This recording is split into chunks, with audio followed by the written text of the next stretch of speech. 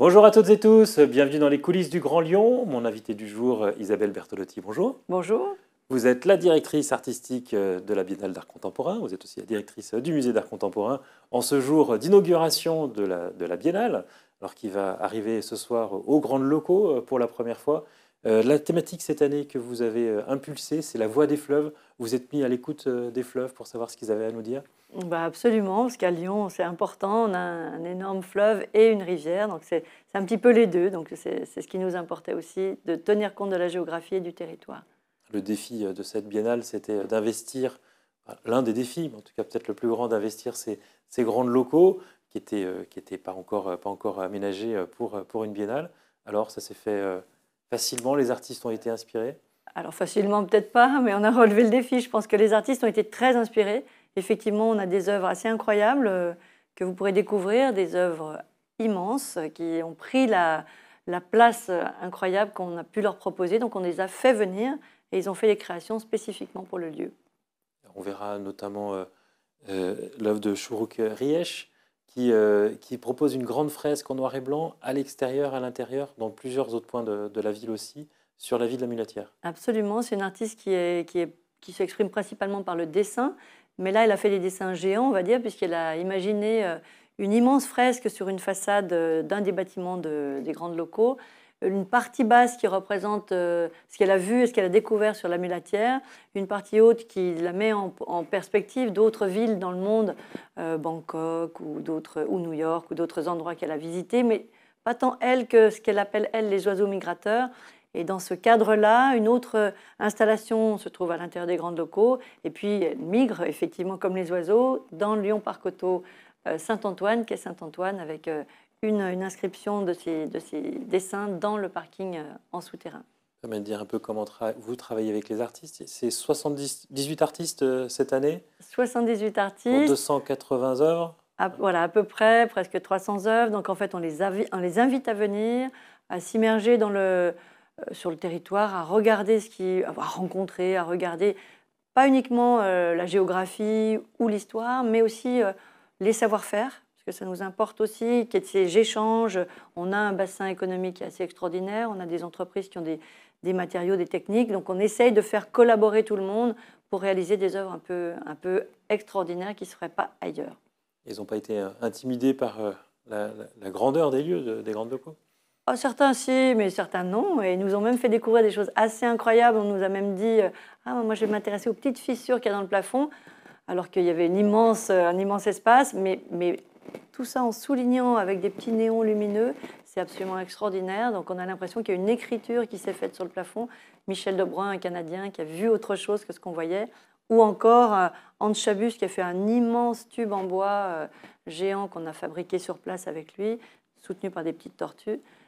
Ou encore Mona Kara qui a fait une immense tenture qui est une forme de bande dessinée textile qui mélange à la fois de la dentelle de Brioude avec le tissage jacquard de Charlieu et des assemblages qui ont été faits dans le 3e à Lyon, qui est pour moi une espèce de synthèse de tout ce qu'on aime faire, c'est-à-dire faire participer aussi les gens d'ici, du territoire, à une œuvre qui est quasiment collective, puisque tout le monde a participé à la fabrication de cette œuvre, même si c'est elle qui raconte cette histoire.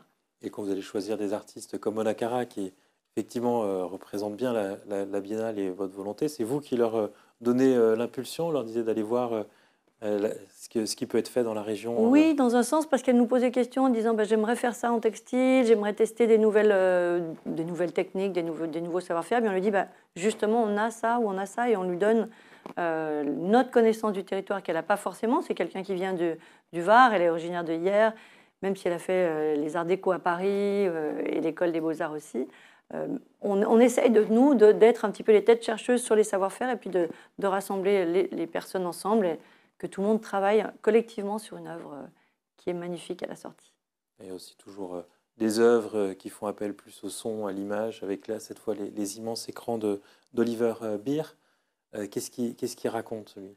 Alors Oliver, c'est un travail de longue haleine, c'est un travail depuis 3 ans, on travaille sur des grottes paléolithiques qui sont en Dordogne. Et là, il avait imaginé, c'est quelqu'un qui est compositeur au départ, il avait imaginé une forme de composition sonore faite par des chants de personnes qui iraient chanter dans ces grottes, Ils ont trouvé la résonance de cette grotte, chacun ayant chanté une comptine. La question qui leur a été posée, c'est quelle est la chanson la plus ancienne dont vous vous rappelez, et pour la plupart, c'est des comptines d'enfance, et ce sont des très grands chanteurs qui eux-mêmes vont chanter, et il va mixer cette composition pour nous faire une espèce d'immense opéra, en fait, à l'intérieur duquel on pénètre, puisque les écrans sont très très grands, et on peut s'asseoir, on peut rester ces 30 minutes de chant et de composition dans laquelle on est totalement immergé. Alors pour poursuivre sur le fleuve, parce que tout ne sera pas aux grands locaux, pour la première fois, vous descendez jusqu'au musée gallo-romain de Saruman-en-Galles, avec un mélange d'œuvres contemporaines et anciennes. Finalement, on fera bien la différence? Ah ben, parfois, peut-être pas, parce qu'en fait, effectivement, l'idée était aussi de surprendre, de trouver un public qui ne vient pas forcément voir de l'art contemporain, mais qui s'intéresse peut-être à de l'art ancien, et qui va se rendre compte que finalement, c'est pas si éloigné, parce que Alix Boileau, qui par exemple travaille sur des petits vases, des lacrymatoires qui recueillent les larmes, elle travaille autour de la question de l'eau et du sel, donc les larmes sont de l'eau et du sel, a fabriqué des petits vases qui sont très beaux, et on s'est rendu compte étonnamment que c'était presque les mêmes que ceux qui ont été retrouvés sur le site de Saruman-en-Galles. Et donc on a cette coïncidence à plus de milliers d'années de différence, et pas que, puisqu'on a aussi des artistes qui ont fait des dessins autour de l'enfance et qu'on retrouve sur des fresques, ou de l'eau qu'on va trouver avec la mosaïque du dieu océan. Enfin, il y a énormément de petites coïncidences qui font qu'on s'inscrit particulièrement bien dans ce site-là, qui permettra de faire découvrir peut-être un pied dans la porte pour monter jusqu'à Lyon et aller visiter les autres expositions. Il y a 9 lieux en tout, qui partent si on part par le sud, on va partir donc du musée gallo-romain en remontant avec les grandes locaux à la Mulatière, mais aussi Lyon-Parc-Auto à Saint-Antoine, mais aussi Bulukian, place Bellecour, mais aussi la Cité de la Gastronomie, qui est un très très beau site dans l'Hôtel-Dieu. Alors là aussi, c'est une première, la Oui. Cité de la Gastronomie. Une dizaine d'artistes qui seront présents. C'est des lieux compliqués à investir parce qu'il faut respecter le patrimoine. Là, cette fois, ils ne peuvent pas faire des trous dans les murs. Exactement. Là, c'est à la fois compliqué, à la fois très beau, parce que le dôme est immense et merveilleux, et très inspirant, puisqu'on a un artiste, Guadalupe Maravilla, qui a imaginé donc des sortes de hamacs qui s'envolent pour que les dieux puissent se reposer et descendre vers nous. Donc c'est assez beau dans cette dimension-là, où certains artistes qui ont imaginé à travers les boiseries de la salle du conseil qu'on aperçoit, un autre monde, un arrière-monde qui nous emmène dans d'autres imaginaires. Donc c'est très inspirant aussi. Ça, c'est Delphine Boilet qui nous fait regarder derrière. Exactement, qui est une artiste de la Drôme, qu'on a montrée au musée il y a quelques temps, qui est une très belle photographe. On a dit 9 sites en tout. Il y a aussi, pour la première fois, vous allez dans un métro à la station de la Part-Dieu pour surprendre les utilisateurs quotidiens des transports en commun. Oui, c'est l'idée que le matin ou le soir, quand on a fini de travailler ou quand on arrive, peut-être qu'on a envie de se changer les idées ou se mettre des petites images assez belles dans les yeux. Donc c'est un très beau peintre et dessinateur qui nous a fait des portraits de jeunes hommes, mais aussi quelques sculptures et des peintures. Donc en passant, tout simplement en allant sur la gare ou sur la Part-Dieu, on va voir 3 grandes vitrines qui sont des grands box qui permettent de recevoir des œuvres et qui vont peut-être égayer la journée de certaines personnes qui feront attention en passant. Alors, c'est la Biennale d'art contemporain. Juste pour finir, on a appris cet été le recrutement de l'ancienne directrice du musée Picasso, Sabine Longin, qui vient comme directrice générale des biennales, oui. Avec le rôle de les ouvrir au monde, de les faire connaître encore plus. De développer effectivement les biennales à l'international et en national également.